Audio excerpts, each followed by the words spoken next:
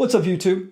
I'm Tim Conley, and I want to talk about how to do branding for a digital marketing agency or a social media marketing agency. Before I get into branding for a digital marketing agency, I want to talk about what it's not. This is something that I see all over the internet. I get tons of ads, I get tons of LinkedIn connections and requests for connections and these messages. I get DMs and Instagram. I get all these messages from all over the place trying to tell me all I need is their lead gen service. The problem is that is only good for a small segment of your business. It will not differentiate you between you and all your competition. Odds are your own digital marketing agency or even social media marketing agency is probably focused on the how to get leads, how to get customers for your clients. When you're out doing your ads, it's probably telling your prospects that that's what you do. And guess what? So does all the other ads that they're seeing from every other digital marketing agency. It's insane to go into a space and try to do the exact same thing as everyone else and expect to be able to stand out, to be able to make enough money. Going out and advertising and spamming and sending direct emails, sending direct messages on LinkedIn, all those things are great, not great, but they're all good for generating some leads, but that will not develop your brand. Actually, it kind of might develop your brand, the brand of a spammer, but that's another story. What we want a brand to do is to get people who see your content, who see your ads, to see the things that you're doing in your business, in life, in your space, to raise their hand and go, yes, I want to work with you. I don't want to work with those other guys. I want to work with you. You are doing something that rings true to me. I can look at your business and I understand where you're positioned. And it's not in with all the sheep who are saying that they can generate leads or generate customers for me. There's a million of them all saying the exact same thing. Here's a little truth. You're either selling or you're branding. When you're out doing your ads, you're either asking somebody to convert in some way. It could be simply an opt-in. I want you to opt into my list. That's still selling. You're asking them to do something for you. Sure, it's in their best interest, well, hopefully, but you're still asking them to exchange something. But branding does something different. It has a different ask. I just want your attention. I want you to pay attention long enough so that I can change your belief about me. That is what's powerful about building a brand, is that it changes their view of the world, whereas doing sales just gets them to convert. And that doesn't necessarily make them a good client. It doesn't necessarily make them a bad client. It just gets them to change their money from their pocket to your pocket. That's fantastic. So when you're small, you should focus nearly all your energy on selling. You have to survive. But if you want to grow larger, you have to spend time building a brand. And it's not exclusive. You don't just do sales for a while and then go do branding for a while. You need to look at what's your position. How are you going to position yourself among all the other people who are call themselves digital marketing agencies, and there are millions of them. There's people who are just popping up every day. See it online constantly. How do you separate yourself from any of these DMAs or social media marketing agencies? How do you separate yourself from these different companies? You can't say the exact same words as everyone else is. You can't use the same images. You can't have a website that looks just like theirs. If somebody can come and change your name and your logo and basically the message doesn't change, well, then you have a terrible business. You are not likely to be in business for very long. You might be able to get a handful of sales out of that. Sales activities don't need a website. You don't need a lot of these other things. You just go off and sell. That's fantastic to get started and to survive. But then you have to be able to build a brand. So here's a counter to what I'm saying. Dan Kennedy, someone I've read essentially every one of his books. I've bought loads of his courses, studied them, really helped out my early career as a consultant, as a advertiser and marketer. And I will gladly say it made my career by studying direct response from Dan Kennedy and others of his type.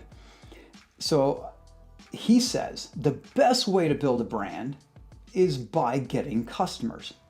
So his way of doing that is direct response marketing.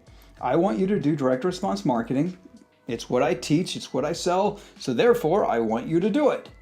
And he's kind of right. If you get customers and you get them and they're happy, and then they go off and give you referrals, those people are great for building your brand.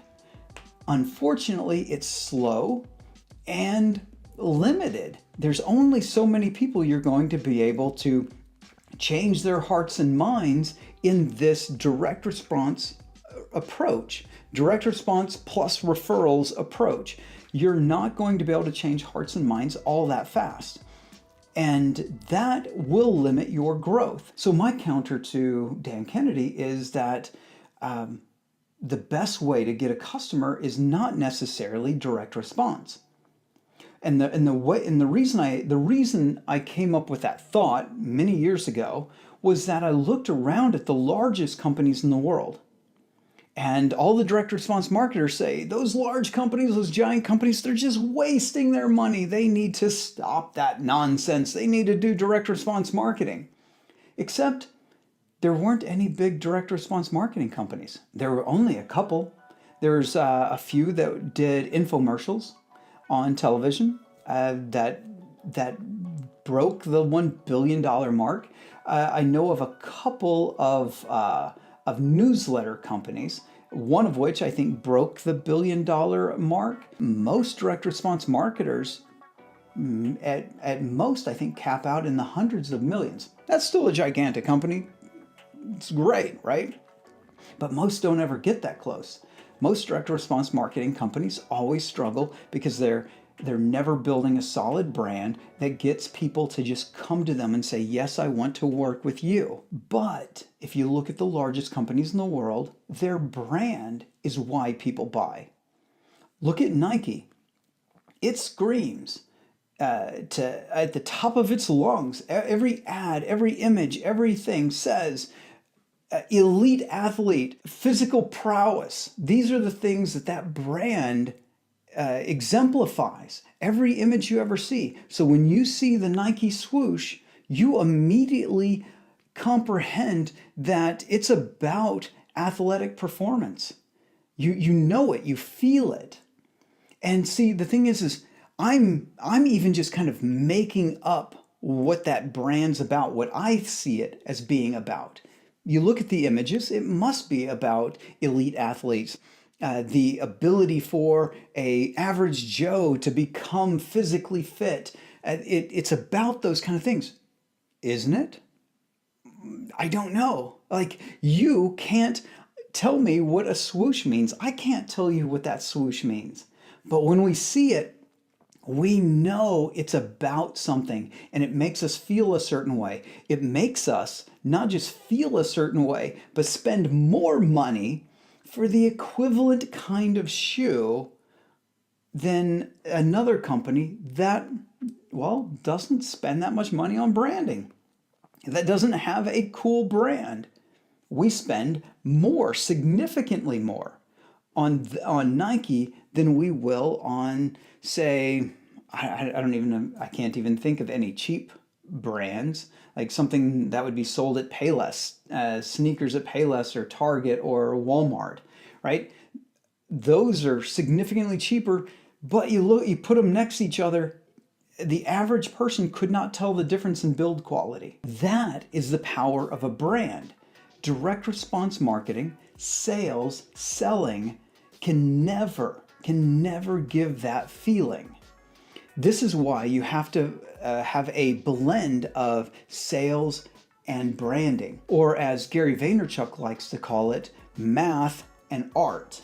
You have to have as close to a 50-50 balance between the math, the things that get people to give you money, and the art, the creative, the things that make people feel, not just buy, but to feel, to think that they're connected to that brand. Working on those things will change your business. It will set you apart from everyone else, and you will grow faster. Will you be able to track all your ad spend? Will you be able to track all your marketing spend? No, you won't.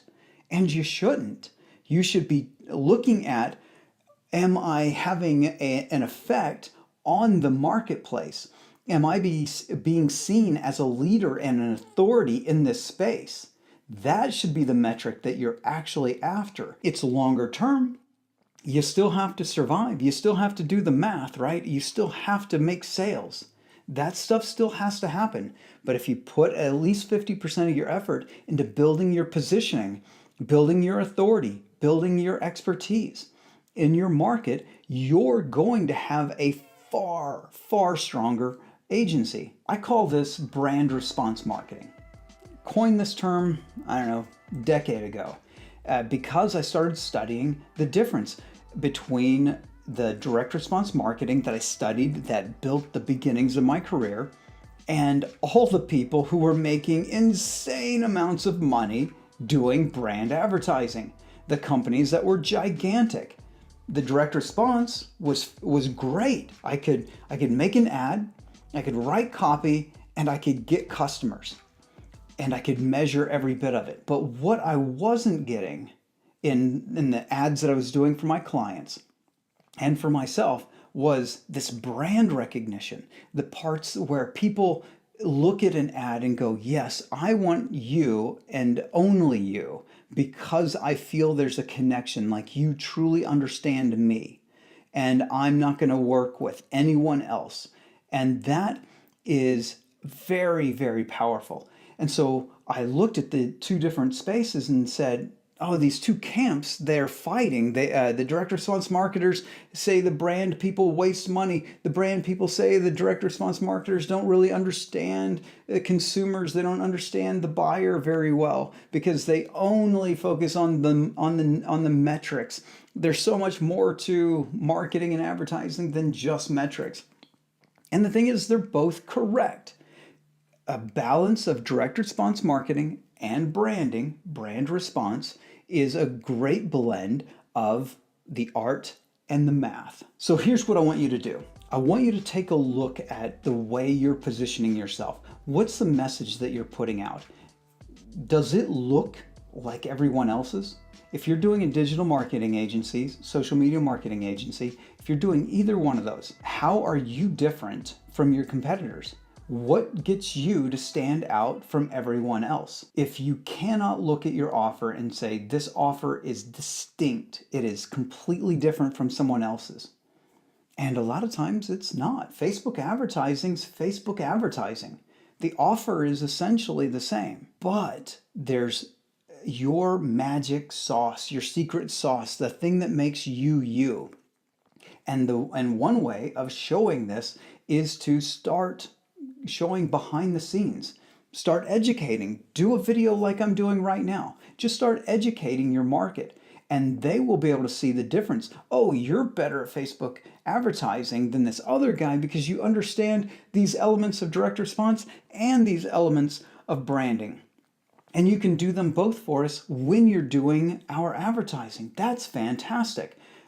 I'm going to hire you instead of this other one who just says that they can get me leads from Facebook ads or they can get me customers from Facebook ads, just like the hundreds of others that I've already seen. So start positioning yourself differently from everyone else. Start looking at how to implement a blend of the math and the art.